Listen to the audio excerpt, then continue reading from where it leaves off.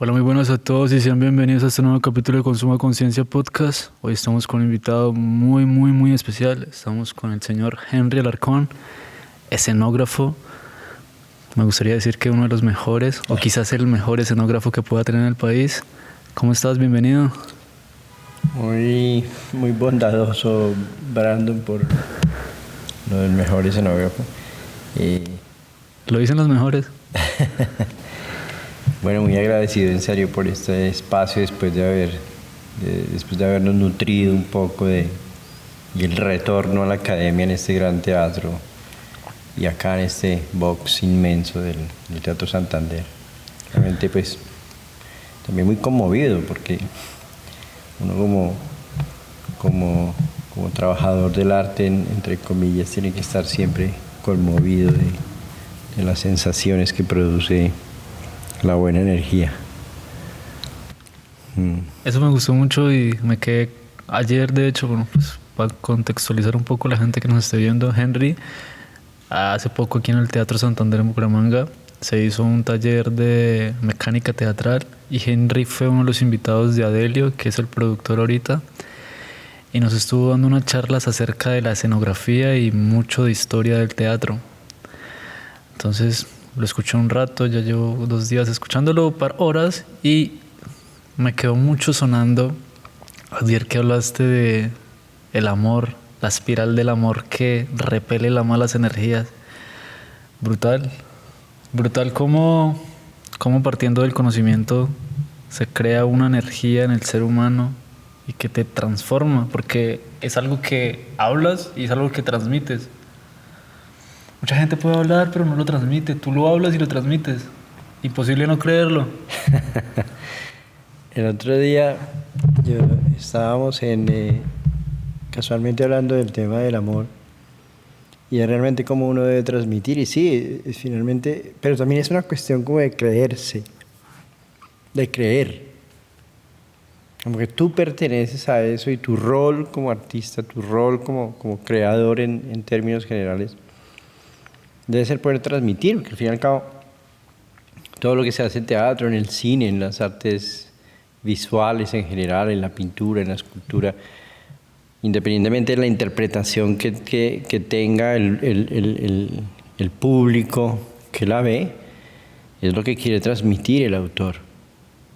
Entonces, si tú no generas ese amor dentro de ti, si tú no generas esa chispa, como que ese Big Bang prácticamente que se crea en el cuerpo cuando tú tienes un estímulo artístico, entonces ese mecanismo que se activa dentro de ti tiene que surgir. Entonces, en un trabajo que estábamos haciendo en la Feria del Libro en Bogotá, uno de mis dibujantes de la empresa, Robinson, un gran diseñador, pues por primera vez le daba como la responsabilidad de asumir el pabellón él, sin que estuviera yo presente. Pero entonces de vez en cuando llegaba yo y yo soy una persona muy compinchera, a mí me encanta estar, tocar, me gusta mucho abrazar, porque pues además es un legado napolitano. Los napolitanos tienen que estar cogiendo a todo el mundo, abrazándolo, besándolo, ofreciéndose. Nápoles es una persona que ofrece mucho, entonces eso te lo quedas y yo soy así. Entonces cuando yo llego soy súper compinchero.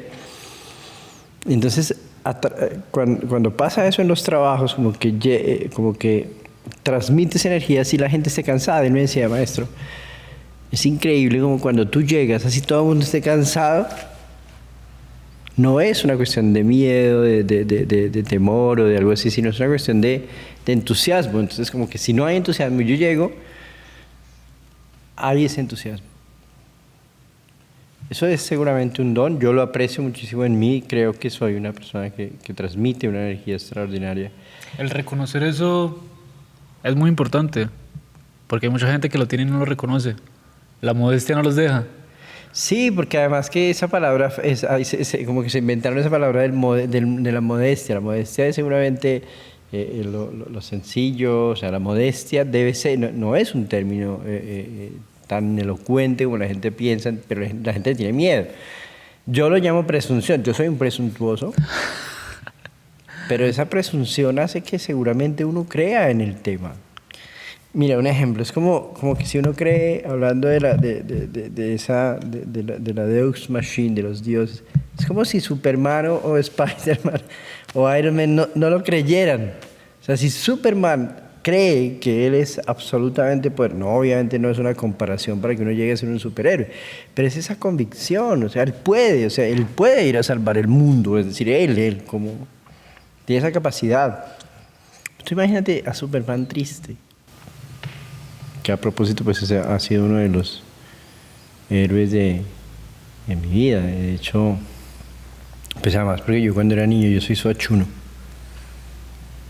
entonces yo ayudaba a encintar las máquinas en el teatro municipal. Mi pasión nace de ahí, los teatros pequeños del pueblo, en los que todavía se utilizaba inclusive la moviola para poder pegar las cintas y hacer todo el encintado y enhebrar prácticamente las cámaras de los proyectores. Yo hacía eso de niño. Entonces ahí nace, y ahí mi pasión empieza porque, por ejemplo, yo vi Superman, el primer Superman lo vi en cine, que es una cosa extraordinaria, pero lo vi desde la cabina, desde adentro de la cabina de proyección. Entonces Superman se queda a mí con esa energía. Y siempre, tanto está que en ese periodo estaba todo ese problema de la paz, que se pintaban palomas de la paz en el piso y eso. Y yo siempre imaginé que Superman pudiera llegar a Colombia y lo pensaban realmente, a salvar a Colombia, porque para mí ese tema, independientemente de la religión, porque pues hay una cosa dogmática, teológica con el respecto a la salvación del ser, del alma, pero no a la salvación de la tierra, es decir, como que ojo con los malos. Entonces siempre yo crecí con ese tema, aún todavía aún vivo Superman, vivo Batman, vivo con mis hijos esa maravillosa experiencia de sentir el amor por la unión, por el poder transmitir, por ese liderazgo.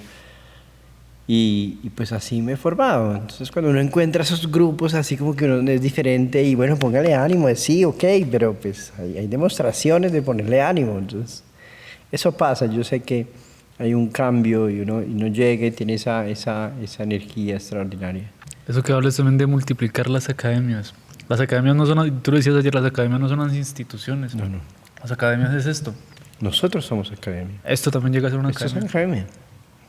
El compartir el conocimiento. Es verdad, y además en la academia italiana se comparte con el mundo, allá no te van a enseñar.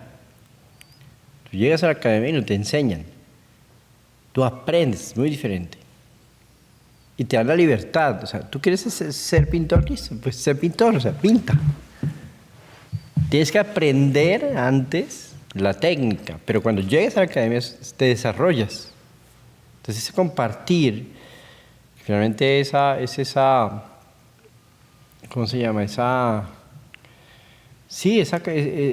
condivisión, esa unión de esos átomos nucleares extraordinarios del conocimiento surge, además que te da más ideas, ¿no? Y sobre todo en el arte es complicadísimo. El arte es comunión. Claro, el arte es absolutamente todo, es todo lo que hacemos. Mira esto, mira por ejemplo, mírate este espacio acá, esto es arte. Que estás organizando sin necesidad de ir a la demostración científica. Aquí no tenemos pruebas y números, aquí no hay nada de pruebas, ni números, ni resultados. Es decir, la fórmula de un color no es matemática, es intuitiva. O sea, el pintor no tiene el gotero, 3 gotas de esto, 3 gotas de aquello, 3 gotas y sale el color, no. Esa capacidad de ser tan científico sin utilizar esa ciencia exacta, que eso lo hace mucho más genial. Increíble. Tú te formaste en Italia. Yo me formé en Nápoles, la cuna donde nace el teatro, la comedia del arte. La fortuna, porque Nápoles es teatro. Se respira teatro Todo el tiempo, todo el tiempo. en toda la ciudad. En toda la ciudad, todo el tiempo. El teatro es, o sea, ¿Todo el mundo canto, ya? todo el mundo ahí. Piensa que, por ejemplo, por decir algo, los mercados, ¿no? Son edificios altos. Por ejemplo, yo vivía en el cuartier y mi parroquia, Sant'Anna di Palazzo, estaba en el cuartier español, en el barrio español. Entonces son edificios altos de 6 pisos, muy antiguos, 400 años, 300 ¿Cómo llama el años. barrio, perdón? Barrio español. ¿El barrio español de Nápoles? En Nápoles, claro, porque Nápoles fue finalmente en un periodo gobernada por españoles. Entonces, la mezcla entre el italiano y el español hace un dialecto que es el napolitano y eso genera un canto. Entonces, ese canto empieza a generar también una gesticulación. Porque, por decir algo, abajo están los que venden las frutas o el mercado y arriba está la señora del mercado. Entonces, baja la canasta. Entonces ella tiene, ¿cómo hace para poder decirle a él que necesita una papa? No puede hablar desde esa distancia. Si uno se pone a pensar, ellos desarrollaron eso. No puede decir, Brandon, ¿me das una papa? Porque no llegaría el sonido. Entonces empiezan a hacer esos pregones. Entonces el que está abajo, Shiro, por ejemplo, llamémoslo Shiro, y arriba está María. Entonces la señora María, fíjate bien, ahí nace esa representación de la comedia del arte. ¡Shiro! Tiene que aumentar. ¡Shiro! ¡Me dai una patata! Fíjate bien. Entonces Shiro voltea a mirar. ¡Señora María! ¡María! ¡Oh! ¿Qué te serve? Entonces ella empieza así. Y así nace la comedia del arte. De hecho, el ballet clásico nace de ese tipo de movimientos. Oh, sea María, ¿qué te sirve una patata? ¿Sí te das cuenta? Ahí nace eso. Entonces yo me formo en ese espacio donde tú sales a la calle. El primer encuentro mío en Nápoles, cuando salgo, llego en verano, abro la puerta de un amigo Vara de la India, que me hospitó esa noche. Yo abro es como con los muñecos animados, abres y la bulla y cierras y ya no hay bulla, porque todo el mundo pasaba y gritaba y todo el mundo manotea. Entonces me formo ahí con grandes maestros de la comedia del arte, grandes escenógrafos y grandes compañeros y una academia extraordinaria que tiene más de 290 años, en un convento extraordinario. La academia queda en el convento. La academia quedaba en un convento, en el antiguo convento, construido más o menos en 1600. Entonces fíjate bien toda esa historia que se sale. Además, Nápoles es una ciudad que fue obviamente la capital de Europa en su periodo, entonces fue dominada, fue invadida por árabes, griegos, romanos, es decir, ahí está Pompeya, obviamente está el Vesubio, Capri, es decir, tú tienes esa historia ahí metida todo el tiempo, y en términos de arquitectura tiene esos híbridos extraordinarios entre arquitectura de todas las civilizaciones. Entonces, esa formación y además ese cariño que se genera entre la gente, porque además allá te acompañan. Un poco lo que pasa acá, nosotros también somos así en Colombia, somos muy latinos, entonces acompañamos, nos gusta estar, nos gusta la compinchería, etcétera. Entonces ellos son muy latinos a pesar de que sean muy europeos, pues son españoles, digamos, que nosotros tenemos toda esa trayectoria. ¿Y ahí cómo nace el me vuelvo para Colombia? Cuando yo salí del país, la historia es divina porque finalmente yo estudiaba cine, yo hacía teatro en Soacha, fundé la compañía de Teatro Palma. ¿Todavía está?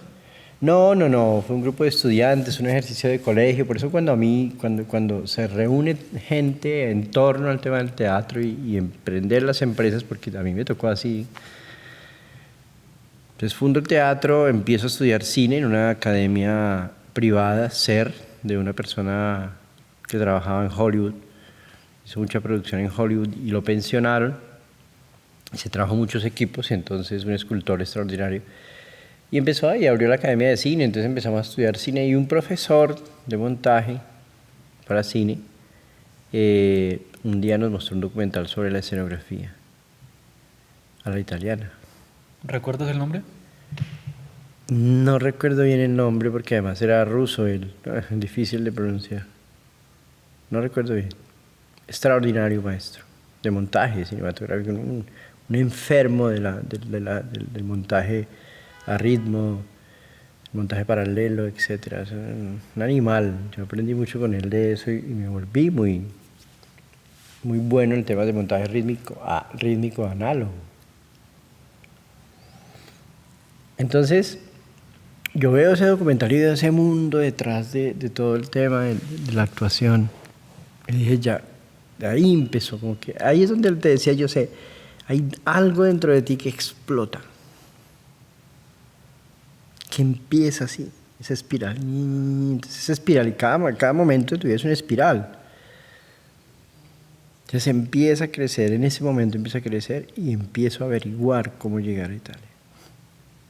Casualmente un primo de la familia, digamos, tenían dinero, entonces él estudió en Nápoles, él se fue para Nápoles, entonces 15 años después yo voy a Nápoles, después de haber ido a él, porque él me dijo, mira.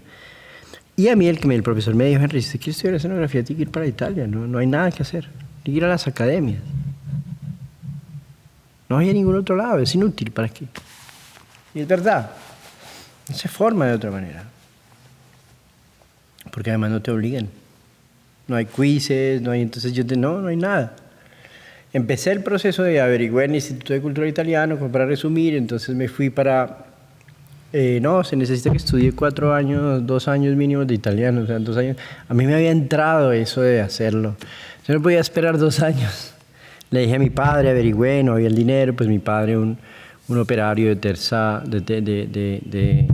de clase media alta, obviamente fábrica, pues no alcanzaban sus recursos, porque nos pedían una cantidad de certificados, porque tenías que llegar allá, esto es público, pero tenían que mandarte el dinero para mantenerte, no podías trabajar, tenías que ir a estudiar y además estudia de día. Pues yo empecé a hacer todo el tema y dije, no, me espero el año. El tío de mi primo, mi tío, me fui para la empresa de él, tenía una gran empresa, y le dije, tío, no nos hablábamos tanto, le dije, tío, necesito viajar a Italia, pero una referencia bancaria que de pronto puedas ayudarme, que tú me mandas dinero. Así de una. Me dijo, me miró, me dijo, listo, me gusta tu convicción, pues te ayudo. Me hizo la carta económica. Obviamente el primer periodo mi padre era el que me mandaba el dinero, en el primer año. Pero estaba el examen. Estaba la barrera del examen, porque además los papeles tenían que salir de aquí aprobados para poder, tenías que salir inscrito de aquí a la academia. Yo empecé a medio estudiar por ahí italiano, entonces lo único que sabía decir era buongiorno, y lo decía con B pequeña, buongiorno. O sea, era una cosa loca. Y me fui, dije, no, yo me presento al examen en el Instituto de Cultura Italiano en Bogotá, ahí en Teusaquillo. Porque ahí tocaba presentar el examen de italiano para que te dieran el permiso de salir. Yo llegué allá, yo llegué allá, ¿sabes por qué llegué allá ese día y me presenté? Porque yo no, se sabía que si no hablabas o escribías, obviamente no ibas a pasar. Yo no sabía nada, pero yo me fui igual. Sí, ahí es donde empieza. Entonces, claro, empezaba a aumentar esa espiral. Lo que yo te decía, todo lo que empieza desde ese momento, empieza a generar esa espiral que repele todo. Y es tu fuerza, tu energía, tu sabiduría, etc. Y yo me fui. Llegué allá, habían como 4 personas presentando el examen. Estaba el profesor, obviamente italiano. Y los muchachos que estaban presentando el examen eran hijos de italianos. Y el examen no era oral. A un cierto punto estábamos ahí, yo me miraba cuando yo veía esa hoja, que eso no era italiano, sino para mí en ese momento era como una mezcla entre árabe, arameo, aramaico y chino. O sea, yo vi eso en lenguajes que no comprendía, obviamente. El profesor se salió, Brandon. Y había un muchacho, Gianluca, me recuerdo mucho, dijo, venga, yo le lleno eso. Era hijo de italianos. ¿Ves? Entonces, pasé el examen. Llegué allá sin saber absolutamente nada de italiano. Pero igual entiendes un poco. ¿Qué? El italiano tampoco es tan diferente del No, español. mi italiano es perfecto, además que yo hablo napolitano también. Esto es como decir un catalán en España. Algo así, sí, sí, sí, sí, es muy diferente. Claro, me tuve que estudiar muchísimo cuando llegué allá, el italiano, sumergirme en esa sociedad napolitana también. Fue extraordinario. Y ahí empieza todo, pues obviamente la historia es muy larga porque a mí me deportaron a mí me hicieron la hoja de expulsión porque mi profesor, que unos grandes maestros de escenografía, Tony Stefanucci, yo no sabía dibujar para él. A pesar de que yo ya dibujaba muchísimo, pero no, y tenía razón. Entonces no me pasó el año. Mis exámenes tenían que depender la visa dependía de los exámenes. Él me rajó. Entonces no me dieron el examen y me dieron la hoja de expulsión. 5 días tenía. Yo me pagaba los estudios bailando y dentro de los grupos de baile que yo enseñaba había unos abogados. Un policía me dijo, venga, usted tiene cara de buena gente, haga una tutela. Tiene 5 días para presentarla. Llamé a los abogados, me ayudaron, me hicieron lograron anular en 5 días la expulsión y me reintegraron a la academia. Fue muy duro. Ese tema, ese temor de que de todas maneras tus sueños van a venir truncados. Pero ahí continuaba el espiral. ¿Sí ves? Cuando llegué a la academia a reintegrarme, allá se trabajaba por bodegas de escenografía, 4 maestros. El mayor, obviamente, el más grande era Stefanucci. Pero él no quería a los extranjeros, él no decía que no había esa, ¿cómo se llama? Que los extranjeros no teníamos esa cosa no teníamos esa cultura suficiente para enfrentar la escena. Entonces por eso no me ¿Cómo te dio. hacía sentir a ti eso? No, obviamente. Pues lo que pasa es que sabes que te voy a confesar algo, a mí no me hace sentir mal. Es decir, como que eso no es una frustración. Él decía, no, ustedes no, siempre decía que no servíamos. Pero en el fondo tenía razón, yo no sabía dibujar. ¿Sí me van a entender? Tienes razón. Él decía, claro, es que ustedes no enseñan, sus maestros no enseñan en la academia. No hay academias. Ustedes destruyen su arquitectura, destruyen su historia. Ustedes tumban todo, no hay, es decir, como que sí, es decir, el daño que hicieron los españoles, ok, y todo eso, pero a partir de eso como que no ha habido ese resurgimiento y hablaba una cosa pues muy clara, o sea, es que sus maestros no enseñan, o dígame si Botero enseña en Colombia. Contrario a lo que pasa allá, los maestros, los pintores, los escultores deben enseñar, un compromiso que tienen con la sociedad es que ellos deben enseñar en las academias, los grandes maestros enseñan en las academias para que pueda trascender, porque obviamente el arte es eso, como esa evolución a partir del maestro. Entonces él tenía esa crítica sobre él, decía, no, entonces mire usted cómo coge el lápiz, no sé qué, y es cierto. Mientras que allá hay liceos artísticos especializados en cada cosa, pues aquí todavía tenemos ese revoltijo.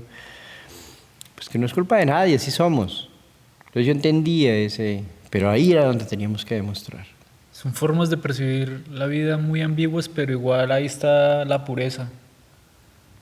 Sí, exacto, somos completamente diferentes, listo. Ellos se formaron así, obviamente por academia, por historia, es decir, llevan más de 2000 años en el cuento. Entonces yo dije, no, cuando yo llegué a reintegrarme en la secretaría, la secretaria me dijo Alarcón, pero váyase con otro profesor, váyase con este profesor que es más bueno con los extranjeros, etc. Y dije, no, ¿quién es el maestro de maestros? Pues Stefanucci. Dije, yo vine a estudiar escenografía con el maestro, no vine a estudiar con el estudiante, es una cosa diferente. Vine a confrontarme con los estudiantes para aprender del maestro. Dijo, no, pero si usted se mete con él, lo va a desafiar. Y peor porque no lo va a pasar. Le dije, pues no me importa, y si tengo que venir otras 3 veces o 5 veces y me voy a meter toda la vida para poder terminar porque él no me quiere, pues lo voy a hacer. Así le contesté a la secretaria. Dijo, no sé, eso es su problema. Me metió. El aula era el último piso Y todavía era muy jerárquico, digamos, eso es una anécdota, no muy monárquico. Stefanucci era una persona, es una persona muy segura de sí, un tipo extraordinario, pero también presuntuoso, o sea, es increíble, además egocentrista, pero también dado a ese tema del amor por las artes en Italia. Entonces él decía, no se necesitan escenógrafos en el mundo, se necesitan médicos, ingenieros, arquitectos que hagan cosas, pero escenógrafos se necesitan por ahí 5 y basta. Y efectivamente, él graduaba solamente 5 en cada 5 años. ¿Solo 5? Sí, él depuraba muchísimo. Decía, no, aquí no necesitan buenos, no necesitan tantos, necesitan unos cuantos buenos y ya, basta. Entonces el aula era un corredor. Antes de entrar al aula era el corredor, y en el corredor estaban los alumnos del primer año. Atrás del aula, cuando entraba, uno ya podía entrar en el aula en el segundo año. En el primero no podías entrar. Entrabas, pero era todavía eso, y el maestro estaba allá, entonces uno lo veía siempre como un deux. Entonces era muy complicado. Y yo me hice, cuando eso pasó, me hice en la primera mesa de dibujo del corredor, para que cuando él entrara en ese momento me viera. Y ahí empezó el desafío. Él entró y se sintió desafiado. Pero se sintió desafiado, sí, se enojó. Le dijo al maestro Giuliano Lopriori, que en paz descanse, él murió, el maestro asistente. Dijo, usted tiene que ver a Alarcón, yo no quiero nada que ver con Alarcón. Me interesa Alarcón. Pero mentira es que sí. Obvio le interesaba yo a ver qué pasaba, qué quería hacer. Algo muy bello que pasó en ese periodo es que en ese periodo la academia daba unas becas para ir a estudiar a los museos en Francia, el Louvre, el Orsay, el Museo de Picasso. 10 días, algo así. Y esa beca se la asignaba a los estudiantes de tercer año, con el maestro. Y todos los años pasaba lo mismo. Entonces, recuerdo que ese año, cuando yo entré, ese mismo año primero, después de haber pasado, a mí me tocó empezar a tomar clases de italiano mucho más seguido, a hacer clases de dibujo con arquitectos e ingenieros, pagando, o sea, trabajando y pagando para poder empezar a soltar, estudiar y dibujar la perspectiva, o sea, dibujar. Yo tenía que dibujar, pero yo no interpretaba de esa manera. Y él me asignó la beca, le dijo al maestro, dígale al Alarcón que se va con los del tercer año, que no pasaba, nunca pasaba. Él me quería mostrar el mundo, me quería mostrar el Louvre. A ver qué pensaba yo. Y me asignó la beca, pero no me hablaba. Él no me hablaba. Yo para él era un 0 a la izquierda, pero no, porque imagínense, me asignó la beca para que pudiera escuchar sus clases magistrales en el Louvre, por ejemplo. Estuvimos 5 días metidos en el Louvre estudiando las obras. ¿Ves? Entonces como que después en el Museo de Orsay, el Museo de Picasso, viendo el tema llegamos hasta Versalles, estuvimos pues obviamente recorriendo todo el Quartier Latino, el Montmartre. Entonces toda esa energía, fíjate bien, todo empezaba. Y eso me da más entusiasmo. ¿Ves? Y al final en Francia, en un restaurante, en el Lafayette, en esa cena, porque finalmente todo giraba en torno a la comida. Las clases magistrales del maestro eran en el aula con grandes banquetes, él hablando de arte, uno comiendo y dibujando y tomando vino y comiendo. Así eran las clases magistrales Entonces en el restaurante él dijo, brindo por la energía de Alarcón.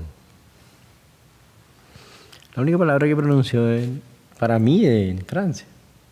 Posterior a eso, pues ya llegamos, todo muy bien, yo seguí evolucionando, entré a trabajar en una empresa de escenografía como ayudante de decoración. A los 6 meses ya era director de proyectos y después ya me convertí en director de realización de la empresa, siempre estudiando. Entonces eso me permitía mucho hacer prácticas y estudiarlas. Y por otro lado pertenecía ¿cómo se llama? A mi parroquia, entonces hacíamos teatro, se fundó la fábrica del teatro allá con el grupo, entonces empecé a hacer muchas cosas en Nápoles y me hice un personaje en Nápoles. Entonces como que eso ayudó muchísimo a todo ese proceso energético que daba estar ahí en Nápoles. Y no, pues seguimos en todo el tema del proceso, aprendiendo demasiado, aprendiendo la comedia del arte, aprendiendo también de todo el desarrollo del teatro de Eduardo de Filippo. Entonces como que me metí mucho en el folclore, en esa riqueza que tiene la comedia del arte en Nápoles. Pero yo tenía como de convicción volver a mi país. Yo sabía que tenía que venir a enseñar. Yo vivía muy bien. Tenía dinero, vivía muy bien, era afortunado después de eso. Pero estaba en Colombia. Y mi tesis, que se llama El teatro que hacemos nosotros, fue publicada, ese documental está en YouTube. ¿El arte qué?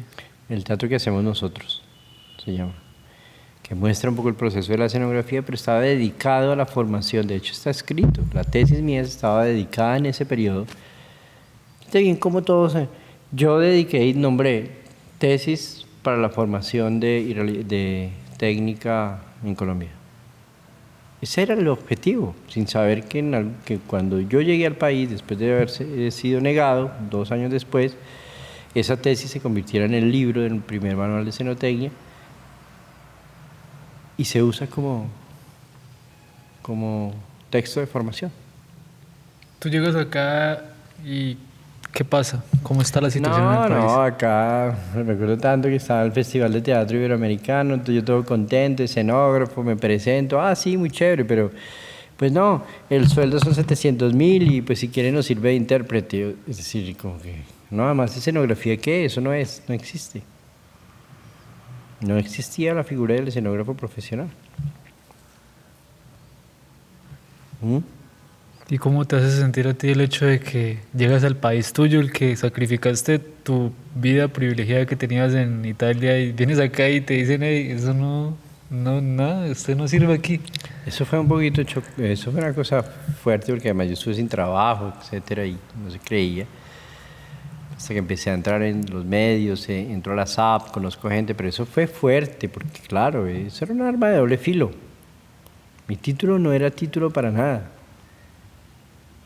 No existía. Mientras que el escenógrafo y los artistas en Italia son considerados patrimonio de la humanidad. Entonces uno dice, pues claro, es diferente. Uno ser estudiante de la academia ya era un privilegio, era un honor. Tú llegas aquí y fundas la Facultad de Escenografía en la SAP. No. ¿Ya existía? No existe. Ok. No existe todavía. No, yo llego acá.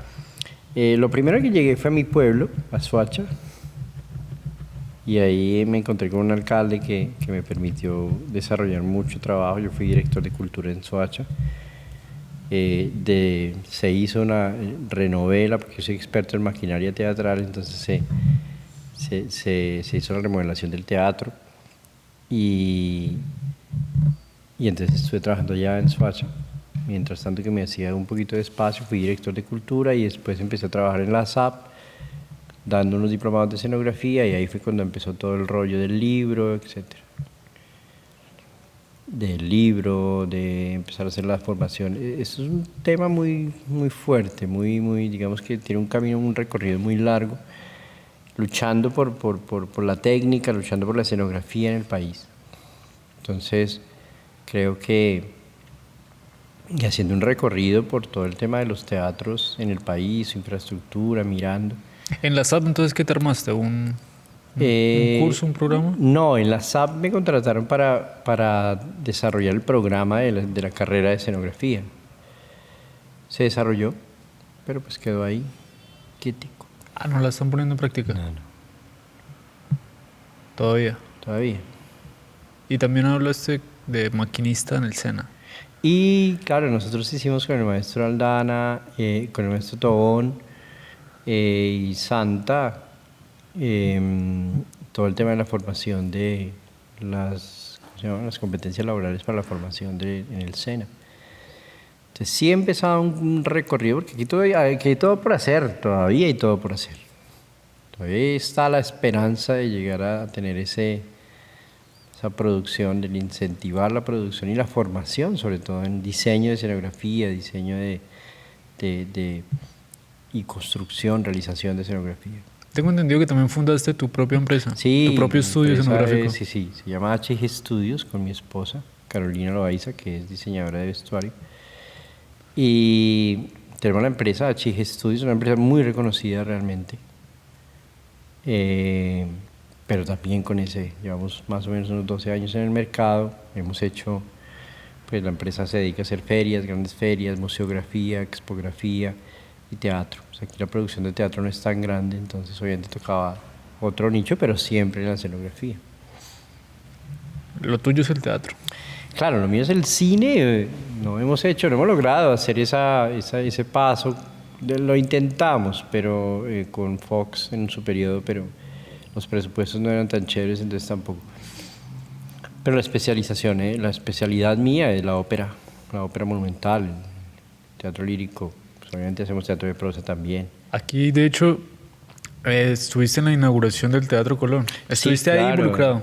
Es una historia más larga todavía, eso tendremos otro capítulo, pero sí, nosotros hicimos el espectáculo de estreno, que es Black, el payaso, mostrando la gran torre que hicieron.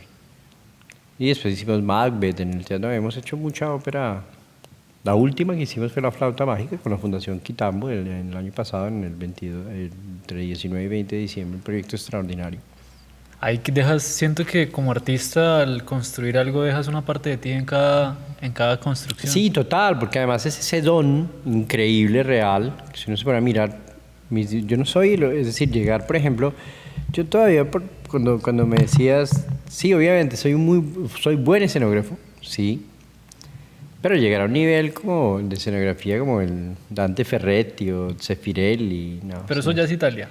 Eso es Italia, sí. Pero llegar a un momento así, cumbre, todavía me falta mucho. Creo que a mí me falta aprender demasiado. Pero también es porque no se está haciendo todo el tiempo, mientras que en Italia todo el tiempo se hacen. Acá no se hace todo el tiempo, entonces finalmente como que paran esos procesos. Pero ahí vamos y ha sido muy bello. Entonces ese don que uno tiene de diseñar, de dibujar, además pues obviamente todo el tema del diseño, que básicamente yo soy un diseñador de escenografía. Entonces, pero pues la ventaja es que construyo, pero también la ventaja en medio de todas esas ventajas que tuvimos es que yo también monto, porque pues mi trabajo era ese. Entonces como que ese complemento del hacer, del diseñar, o sea, yo diseño mis proyectos, construyo mis proyectos y monto los proyectos, que es una cosa... El arte de estar involucrado en lo que uno hace. Sí, pero porque muchos diseñadores no hacen eso. Entonces yo ya pienso, porque finalmente así era Stefanucci, diseño basado ya en una construcción, es decir, todo lo que estoy dibujando ya lo estoy construyendo. Eso le da también mucha garantía al cliente. Sí, total. Claro, que el que te diseña también te construya y que esté ahí presente. Y de hecho tú hablabas también de que, bueno, también has trabajado con grandes compañías del país, una de ellas Teatro Petra. Pues sí, Fabio Rubiano, afortunadamente, con él hicimos El labio de liebre y hemos hecho varias más. Creo que Mosca también. Mosca. No, eso fue en el inicio, ese fue el rediseño con el maestro Bernardo García, un proyecto extraordinario también divino. Pero ahí estamos presentes en la escena, digamos que yo estoy presente en la escena colombiana. Y que tú cuando esta escenografía se vaya a montar en otro lugar, estés ahí siempre dirigiendo el montaje. Sí, yo me pido eso, yo me pido siempre eso, me gusta muchísimo como el pintor, es decir, estar ahí como el escultor, la presencia, porque además finalmente tú puedes diseñar grandes escenografías y grandes complejos, pero si el actor no está ahí, es decir, si no pasa nada, si no hay una luz, si no entra el público a verlo hacia una persona y si el actor no la mueve, la escenografía no sirve. si no la viven, si el actor no entra, si el bailarín, si el músico, etcétera, no está presente, pues obviamente podrá ser muy bella la escenografía, pero se vuelve un elemento pues, que no sirve para nada. Tú hablabas hablabas del que el director no puede hacer todo, el respetar las profesiones del otro y trabajar también en esa simbiosis con el otro para crear. Debe ser así. El respetar las funciones. Sí, la escenografía permite, o sea, ese modo de hacer la escenografía clásica, la italiana, es que es necesario contar con todos los profesionales. A pesar de que sea el escenógrafo el que da esa opción, tanto en el vestuario como en la iluminación, por términos de planos, es decir, por desarrollo. La escenografía la italiana es muy completa. El diseño para la escenografía italiana empieza desde la idea, desde la consecución hasta el desarrollo y hasta el montaje. Llega a ese. Entonces, creo que ahí hay que pensar mucho eso y en esa interdisciplinariedad que debería tener el trabajo. Siempre mi invitación es eso. Llamemos a todos los profesionales y unámonos, porque de lo contrario nos volvemos toderos todo el tiempo. Entonces yo pinto, construyo. No, así no es.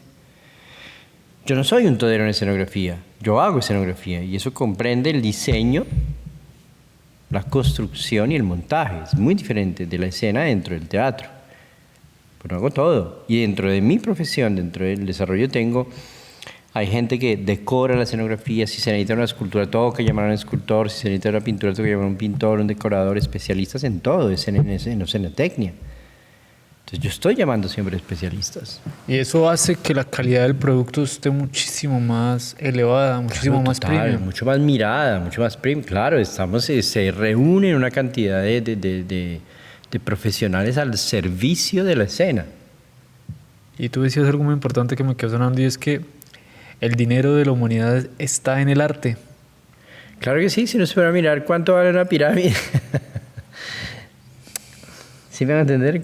El dinero de la humanidad está así tan intangible que son muchos los artistas. Leonardo era rico en su periodo, Michelangelo Caravaggio, es decir, todos tenían mucho dinero. Se convierte en eso, una obra maestra que tú la ves, no sé, una obra X de la Gioconda, por ejemplo. ¿Cuánto vale? No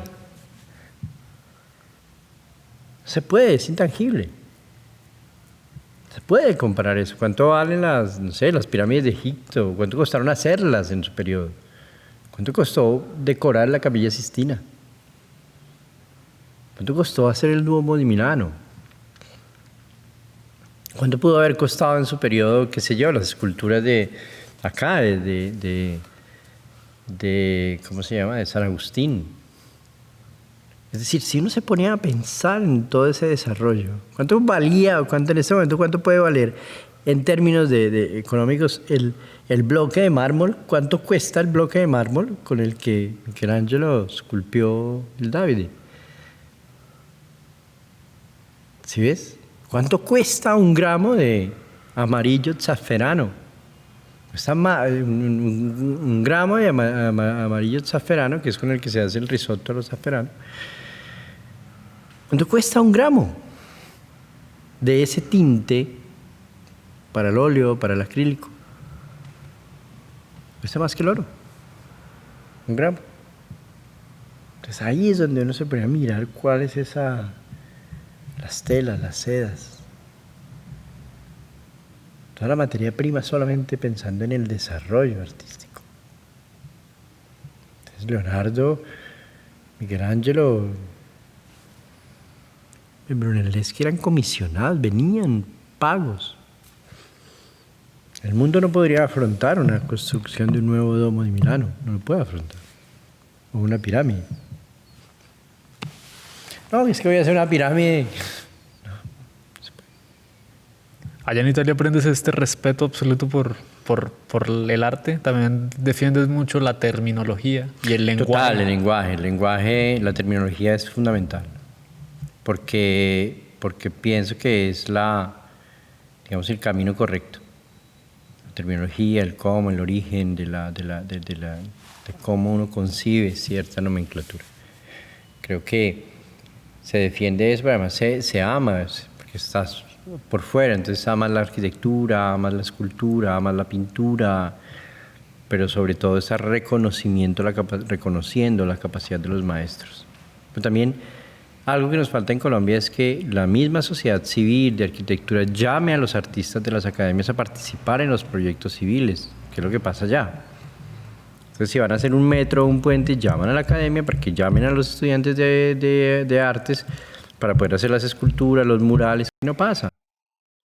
Deberían, con tanto artista que nosotros tenemos, joven, talentoso, pues llamen a los expertos, no, acá tiene que ser el dedo, no llaman a la academia, no hay esa conexión entre un sistema artístico, urbanístico general en el que realmente se llamen a los expertos, mientras que allá pasa lo mismo, se llaman a los expertos, eso es interdependencia, es llamar. ¿Quién sabe hacer escultura? Déjeme ver sus esculturas, cómo es que se esculpe, cómo modela. Entonces se presentan, pero se presentan demostrándolo. Pues eso hace que la calidad baje muchísimo.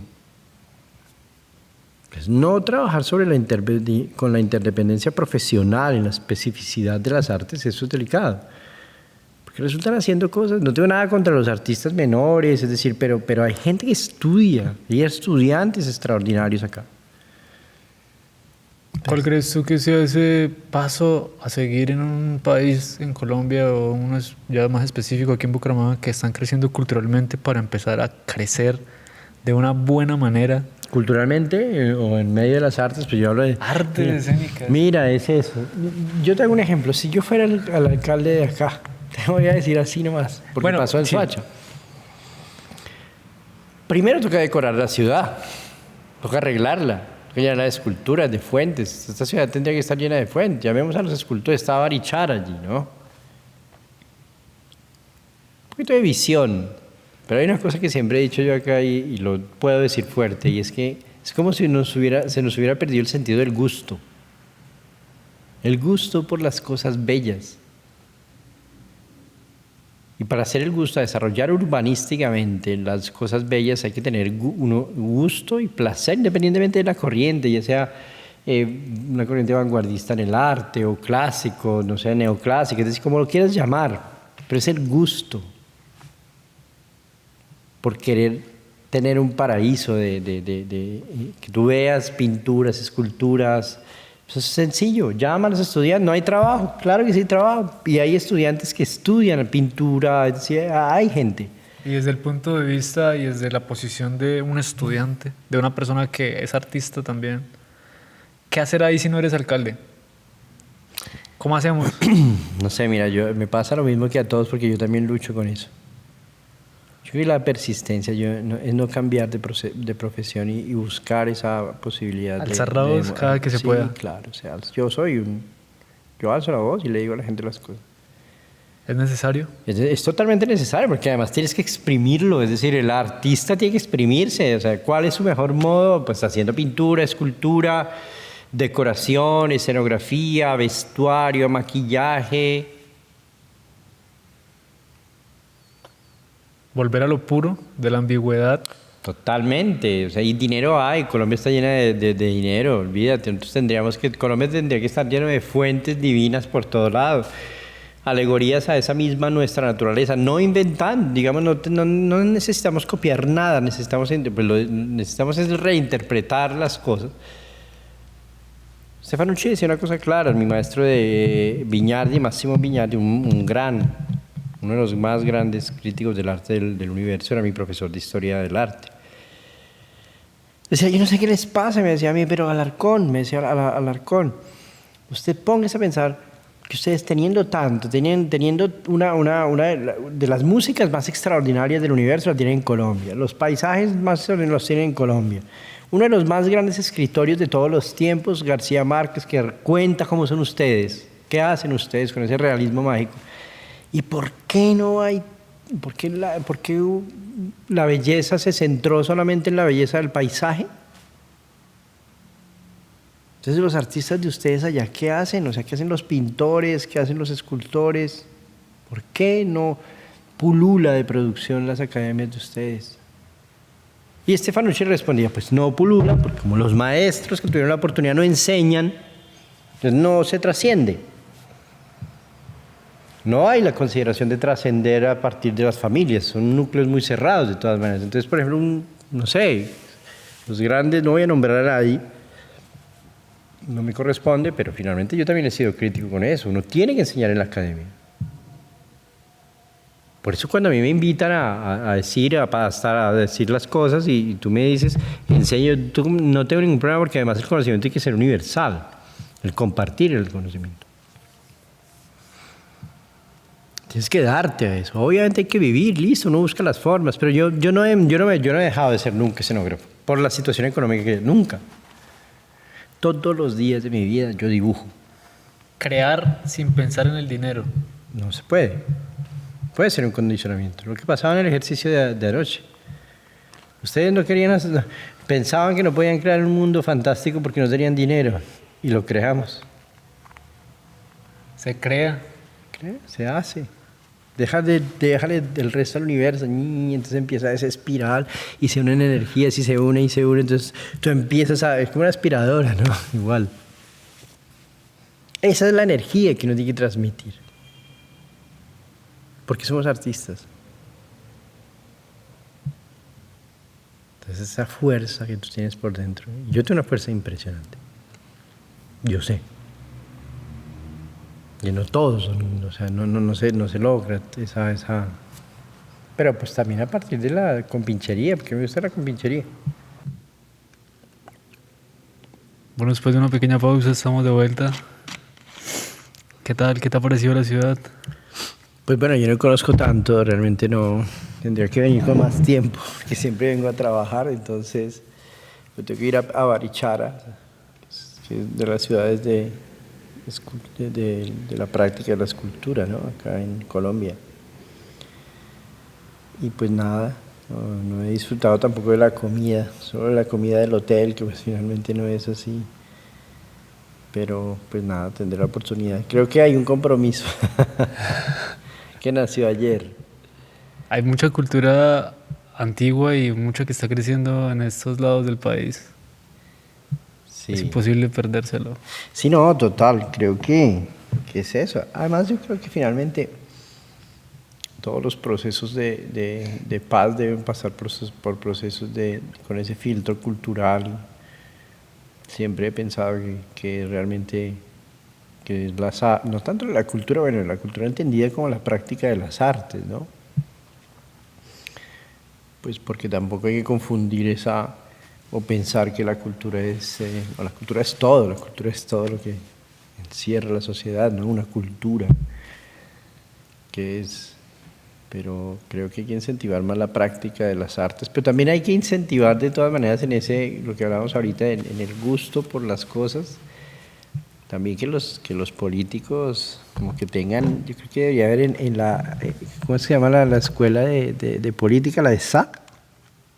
Escuela Superior de algo así, donde estudian los que van a ser políticos. Ahí debería haber un curso de gusto. De política para las artes. No tanto de gusto, porque mira, si los políticos, por ejemplo, sería fantástico llenar el país de murales, de esculturas. ¿Tú te imaginas cuánto trabajo? Llenar la ciudad de esculturas, fuentes, pinturas, murales. Esa crítica, por ejemplo, que yo tengo sobre esos grandes espacios de las obras civiles que hacen por ejemplo, en Bogotá en Transmilenio, que son grandísimas, gigantes, pero uno entra a esas moles fascistas llenas de gris, porque la ciudad es gris. Si me hago entender, entonces todo eso tendría que estar lleno de pinturas extraordinarias de los estudiantes de pintura, esculturas, o sea, habría trabajo.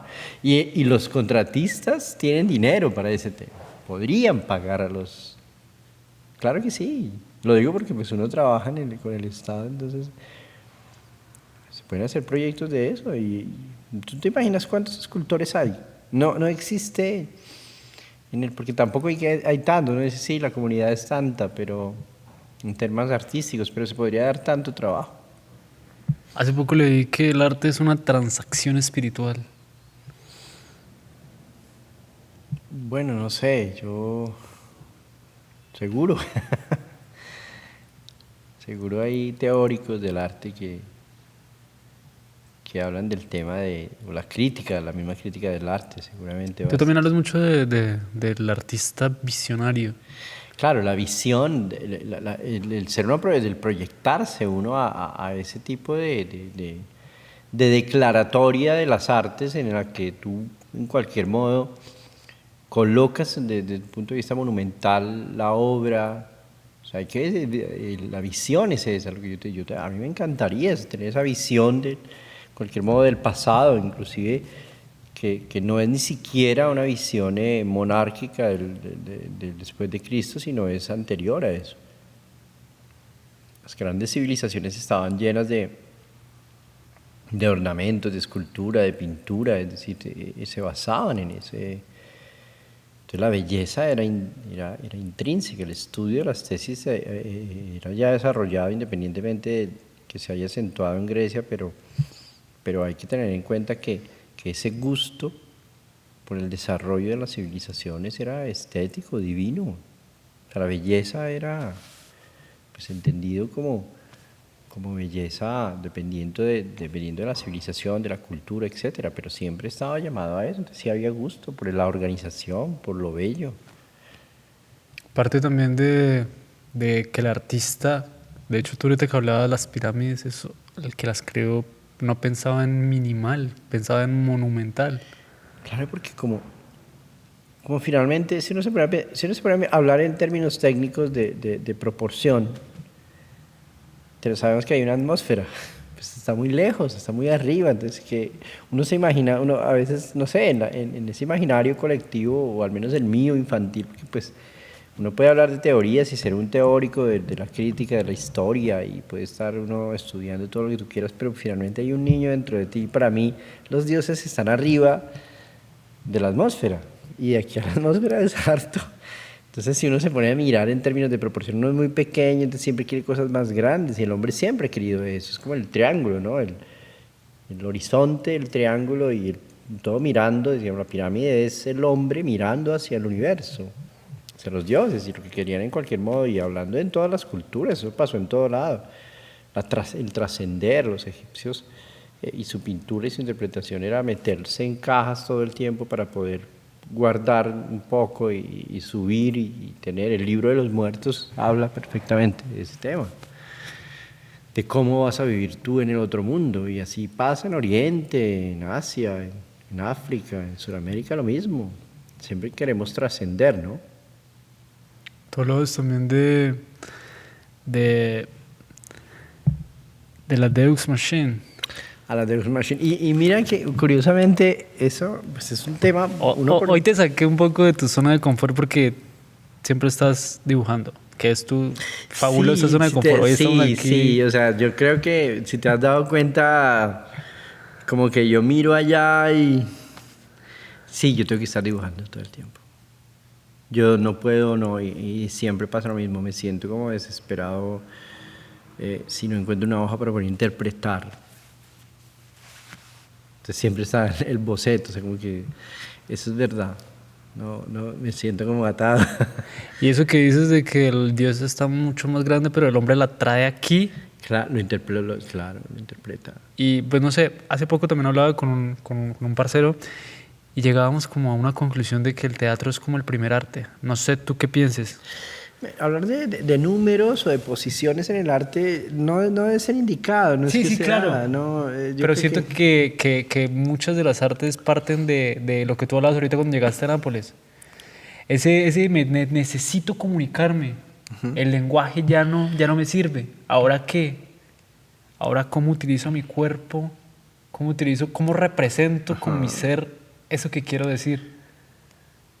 Claro, que es lo que te decía yo cuando ya después de la evolución, entonces llega el Homo sapiens y escupe como si fuera un aerógrafo del pasado. Fíjate bien esa manifestación extraordinaria. Entonces utiliza el tinte o el achote o no, y marca porque él necesita trascender. Eso ya es trascender lo que no se escribe, o sea, no queda en la historia.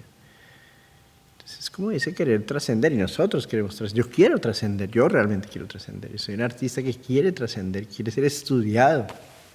Yo sí. Personalmente como que esa esa presunción que te lleva como artista es, de pronto nadie pudo hablar, uno tiene una entrevista registrada con Leonardo da Vinci, la tiene escrita. Qué increíble hubiera sido. ¿Tú te puedes imaginar escuchar hablar a Leonardo da Vinci? O a Michelangelo, aunque sí eran personajes muy, muy apartados. Michelangelo era muy solo, era de mal genio. ¿Entiendes? Era no...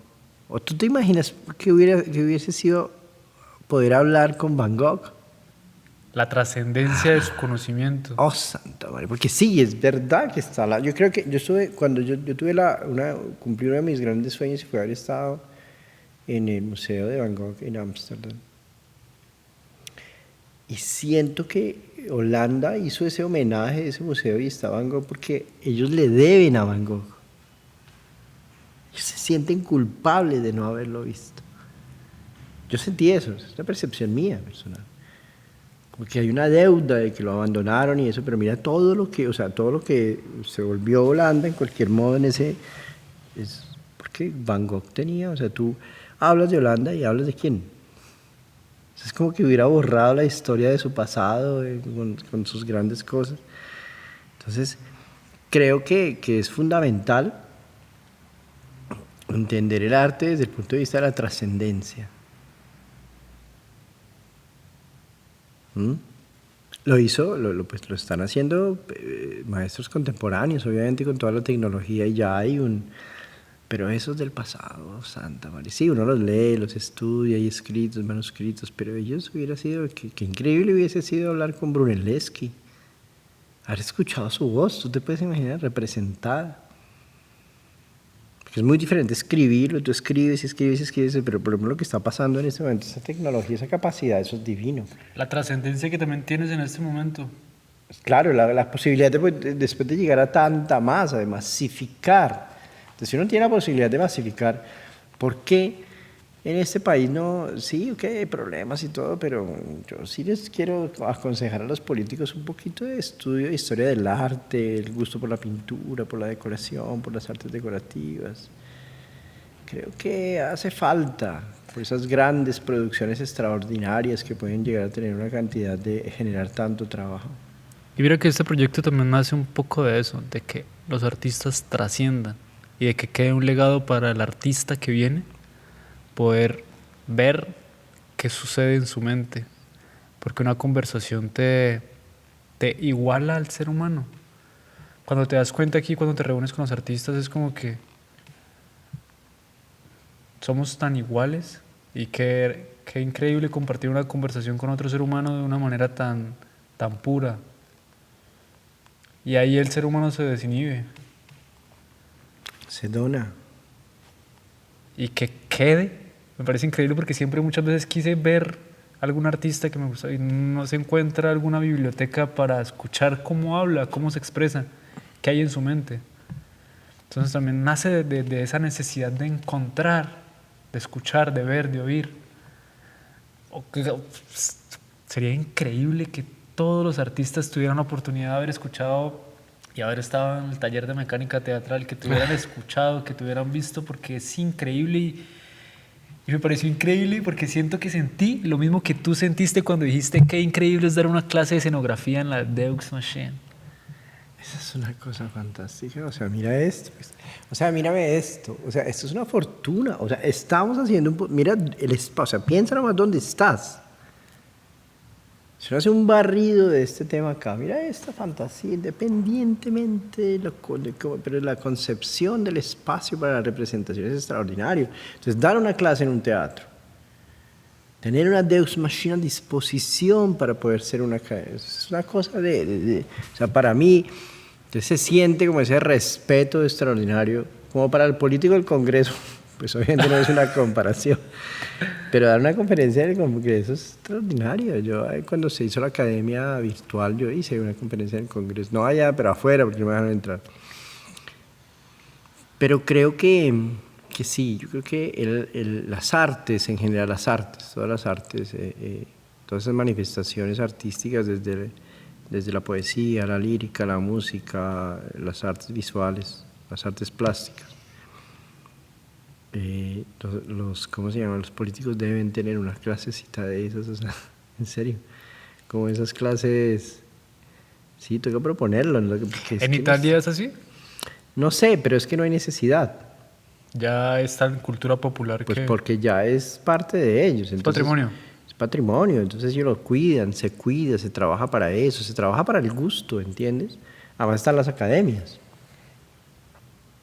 Entonces hay están las academias de moda, las academias las academias de bellas artes, que son obviamente ese patrimonio de la humanidad extraordinario que hay que conservar, porque finalmente eso es lo que le da.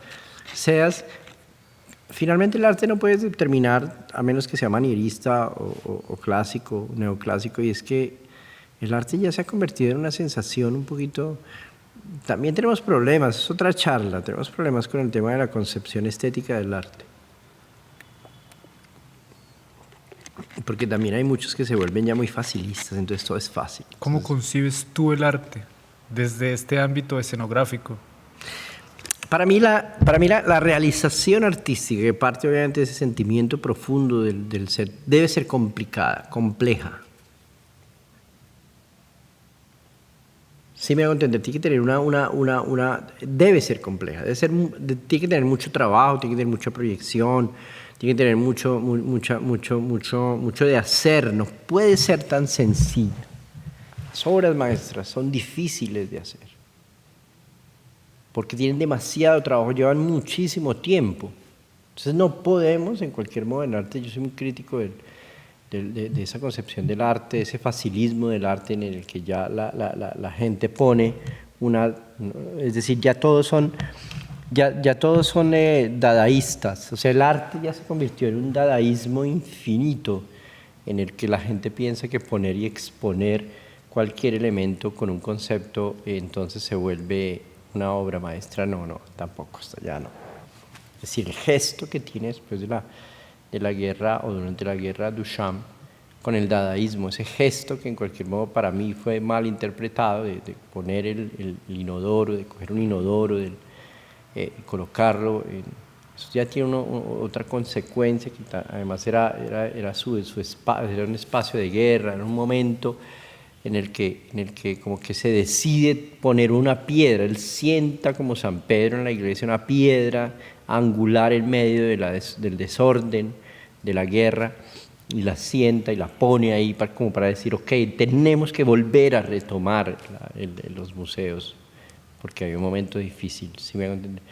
Entonces la desconceptualización de esa, que para mí fue mal interpretada y está muy mal interpretada en este periodo, los artistas que sí, ok, cada uno hace lo que quiere, independientemente si es bonito o feo, pero creo que debe tener una complejidad. Las artes son complejas, porque también interpreta el ser humano, interprétame a mí, es decir, no podemos hacerlo. Crea el espacio, Claro, asimilar la realidad y que se vea real.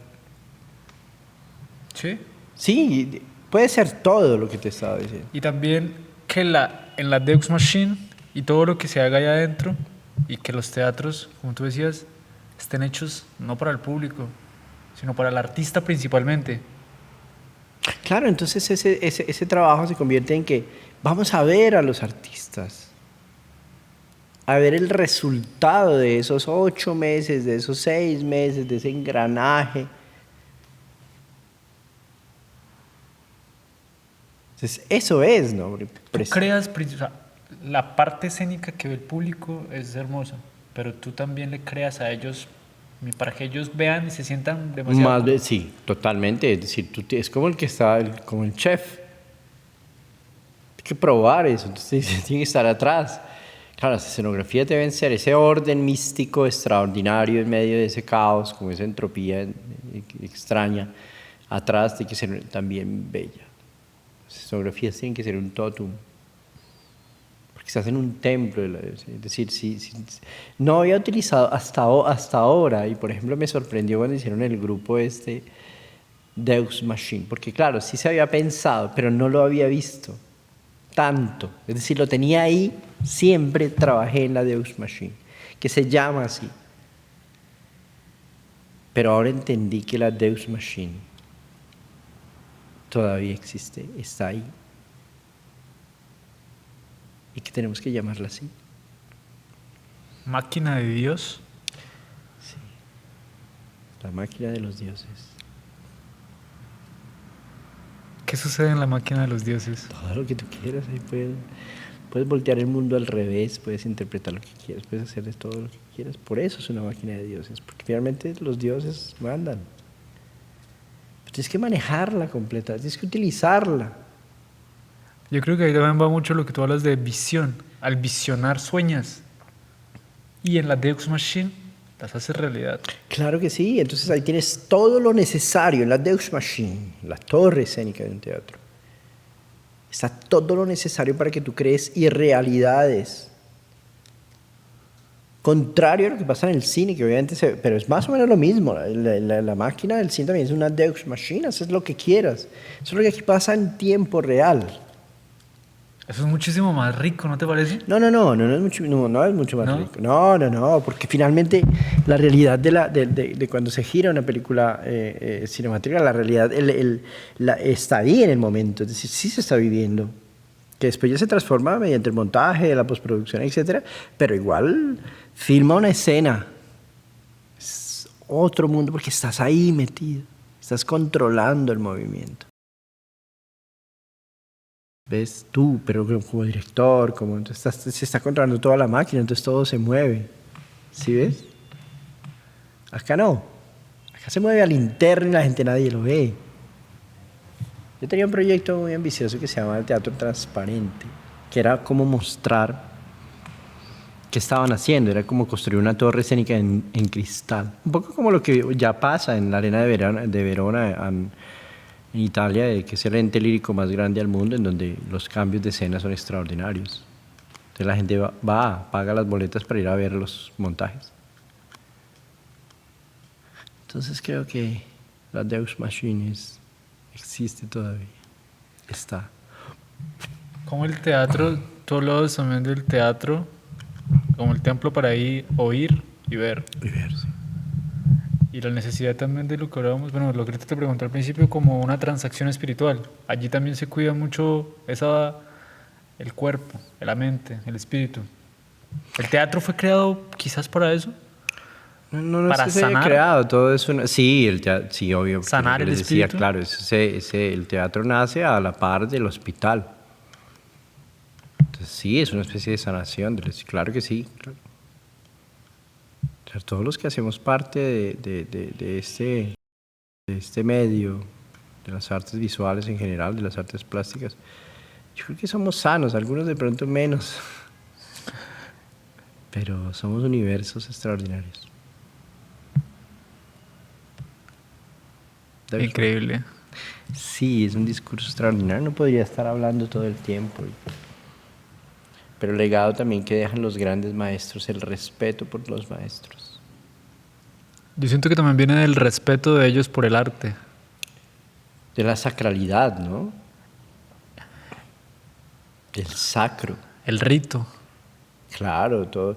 Ya esos son términos de dramatúrgicos, de escritura, de literatura, de poesía, pero digamos que todo se entrelaza generalmente en eso. Es una cosa extraordinaria. Tú hablabas también de el lenguaje técnico no se puede humanizar. Lo técnico no se puede humanizar. Sí, digamos que hay que... te pongo un ejemplo, este micrófono. Fíjense la configuración del micrófono. Eso es técnico. Tú no puedes decir esto es de otra forma. Porque si dices de otra forma, o lo cambias de otra forma, la forma que lo abraza también tendría que cambiar. ¿Sí me hago entender? Se llama técnica. Hay que también limitarse. A veces como que también me parece que, y eso obviamente son tesis mías, hay muchas contradicciones seguramente. Pero hay que también tener limitaciones, es decir, hay momentos de esa lucidez creativa y artística increíble, pero si humanizamos la técnica se vuelve un desorden.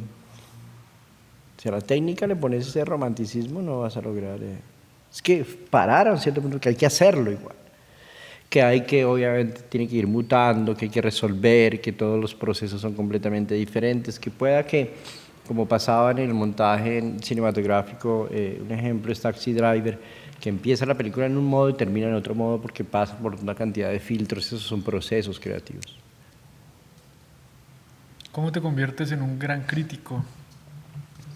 No, yo creo que pues, la crítica es esa herramienta que nos ayuda a mejorar, a entender cuáles son los procesos y a través de las opiniones, de las sugerencias de las personas. Tienes que hacer un autoanálisis muy grande, pero además también tienes que estudiar para poder comparar. Entre más sepas y conozcas de tu pasado, más vas a poder trabajar en tu presente y poder transformar ese presente. Y también entre más conozcas de lo que no te gusta. Claro, lo que te gusta, es decir, Y lo que no te gusta también. claro, tienes que ver lo que no te gusta, por qué no te gusta. Porque tienes que entender qué es lo que no te gusta. Mira un ejemplo, hay una hierba muy amarga en Nápoles que se cocina con el cerdo, que se llama friarielli. Se la comen solamente los napolitanos. Yo cuando la probé por primera vez era súper amarga, o sea, casi me vomitaba. Pero la gente ama ese plato. Es como la arepa con chorizo en la calle, así literal. Se hacen las pizzetas de friarielli de salchicha, chorizo de cerdo. Pero es amargo, eso es para vomitarse uno. Entonces yo pensaba, eso no me gusta porque no estoy habituado a ese tema. Entonces un ejemplo del por qué uno no debe decir no. Y es que yo duré 3 años probando de a poquito, habituándome, aprendiendo el sabor. Y ahora amo salchicha de friarielli, ya no me vomito. Ahora siento lo mismo, se me hace agua la boca. De la misma manera que se me hace agua la boca una arepa con chorizo de la calle, ese olor se siente a kilómetros, exactamente lo mismo. El ser humano es de costumbres. No sé si sea de costumbre, seguramente sí. Pero, pues es eso, es como aprender de eso, estar. Yo nunca, mira, otro ejemplo. Nunca estuve de acuerdo con el restauro que le hicieron al Colón. El Teatro Colón lo restauraron mal. Eso lo puedo decir abiertamente, con mucha autoridad. Hicieron un trabajo y una destrucción y es cierto, la destrucción de un patrimonio extraordinario, construyendo una torre difícil en un centro histórico. Creo que la crítica hay que decirla y yo lo voy a decir siempre, lo hicieron mal. Sí, muy tecnológico, parece una nave espacial, lo que tú quieras. Pero ese no era el modo de tratar una joya de la arquitectura como esa. Lo que hicieron es como ese híbrido entre esa torre contemporánea, megamoderna, que además está concebida un poco extraña, que eso siempre lo voy a decir, siempre, y lo voy a hacer público, no estoy de acuerdo, nunca estuve de acuerdo. Pero ahí está, y he aprendido a usarla, he aprendido a amarla. He aprendido a respetarla porque no solamente eso, también es una Deus Machine. Y he aprendido a respetarla no estando de acuerdo con lo que hicieron. Que esa torre contemporánea hubieran podido utilizar otro espacio en otro lado para hacerlo. Y dejar esa joya extraordinaria de esa Deus Machine del pasado extraordinaria que era, como la concebió Pietro Cantini en su periodo. Entonces eso duele. Entonces, por eso es que Stefanucci decía, es que ustedes se tiran todo y todo lo que hicieron sus maestros, entonces todo lo daña. Es verdad. ¿Qué necesidad tenían de dañar una torre escénica como esa? ¿Sí me hago entender? De nuestros maestros del pasado, de haber destruido. Sí, necesitaba cosas estructurales. Pero ¿y entonces? La Fenice di Venecia, cuando se incendió, la reconstruyeron exactamente igual. Se destruyó. La reconstruyeron exactamente igual. ¿Esa de dónde es? En honor a Venecia, Italia. La Fenice, el Teatro La Fenice de Venecia. Es un teatro nuevo. Pero conserva las mismas características. Claro, exactamente igual, por dibujos, la gente empezó a preguntar, lo hicieron igual, ¿en honor a quién? A los maestros. Henry, Muchísimas gracias por haber aceptado la invitación, en serio. Qué increíble haber, haber hecho real este encuentro, haber compartido tu conocimiento. Estuvo increíble realmente el taller. Te quiero agradecer en serio por haber estado presente tanto en el taller como en las clases, como estás ahorita presente, por haber compartido tu energía, por haber compartido tu amor, por haber encendido una chispa más en el arte en esta ciudad, en haberle mostrado a muchos jóvenes de que se puede y que siempre se puede y que hay que seguir dejando rodar esa espiral del amor, no detenerse hasta hacer real los sueños. Muchísimas gracias, en serio. No, no, no, yo estoy a disposición. Gracias a ustedes por acoger de esa manera tan humilde y sincera, porque finalmente uno tiene que tener esa... Pues nada, además que a mí me gusta llorar. Es lindo llorar, porque es una manifestación extraordinaria de vencer, de la alegría. Yo, por ejemplo, lloro, yo soy frío en ciertas cosas, pero, por ejemplo, cuando gana alguien algo, me da esa cosa porque ganó. Entonces, como les decía yo a los muchachos ayer, yo me comporto como en las películas. Yo soy muy niño en ese sentido. Ah, listo, vamos a lograrlo. Entonces, toca hacer de todo para lograrlo. Entonces, ahí es donde esa chispa de vida se enciende. Y creo que lo que pasó fue ayer eso, y ok, lo digo abiertamente, hay que hacer la escenografía, hay que hacer el espectáculo divino. No pueden terminar, que es el inicio de su proceso profesional, no honrando la Deus Machina.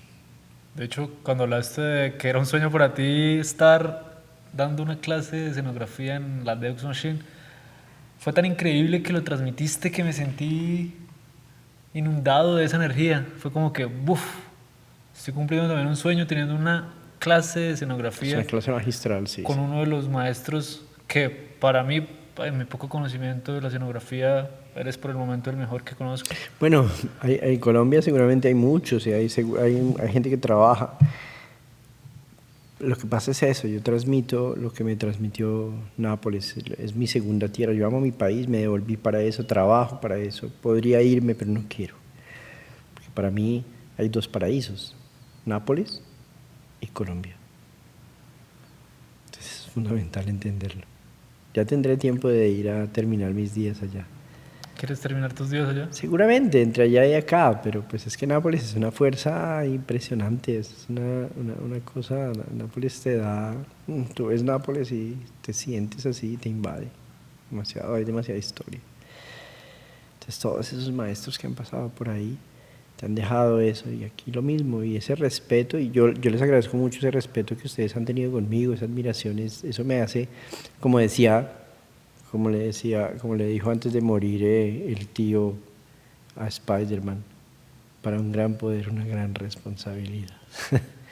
Eso es importante entenderlo. Entonces a mí me genera mucha responsabilidad ese compromiso, porque pues toca estudiar más, prepararse más, y sobre todo demostrar con hechos ese conocimiento. Y sí, hay muchos como yo, hay muchos escenógrafos. Está el maestro Aldana, que es extraordinario, el maestro Tobón, que saludo desde acá, que él participó en el restauro de este teatro. Entonces hay muchísima gente, el maestro Santa, pues no conozco tantos tampoco, todavía hay un grupo de escenografía que se llama La Red en Bogotá, que está Cassandra, hay gente del espectáculo que se ha formado muy grande, y están los grandes maquinistas, que también es una cosa los grandes maquinistas del teatro, que creo que hay que tener un reconocimiento importante, que sean los maestros de las Deux Machine, son los maquinistas. Don Carlos Ríos, está el Boti en el Colón, Carlos Ríos el Bambán y el combo del Jorge Eliezer, ahora Pacho y su combo, son héroes. En Cartagena, en el Camajá, Cajamarca, algo así, en el Teatro Santa Marta. Teatros que hay que recuperar. Colombia necesita recuperar sus Deux Machine. Y eso le va a ayudar mucho. Entonces, toda esa recuperación de toda esta gente y empezar ese proceso de formación es fundamental. recuperar todos los teatros del país porque esos son los que nos permiten. Y formar sobre todo para que haya un relevo generacional que aprenda a respetar todo este conocimiento que tiene que ser de todas maneras heredado, ¿no? Yo creo que la invitación a Bucaramanga, en general, y hazlo fuerte, dilo fuerte. Tienen uno de los teatros más maravillosos del país. Es fundamental. Y uno de los teatros con una de las Deus Machine, porque ya la voy a empezar a llamar así, más bellas. Entonces, ¿cómo no utilizarlo? No tengan guardado ese Ferrari.